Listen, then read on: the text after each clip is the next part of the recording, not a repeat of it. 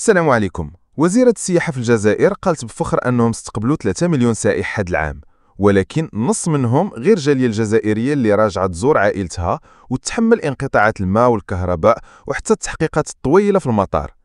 أما المليون ونص اللي بقاو، الوزيرة قالت أنهم أجانب بفضل تسهيلات التأشيرة.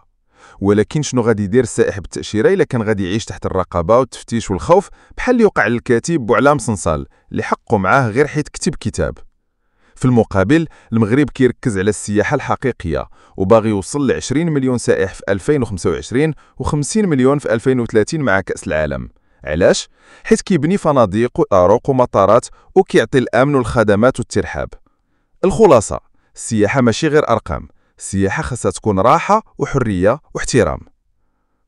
إلا عجبك المحتوى ديالنا دير جيم وبارطاجيه مع صحابك، وما تنساش تكتب لنا رأيك في التعليقات وتابعنا ديما باش يوصلك الجديد.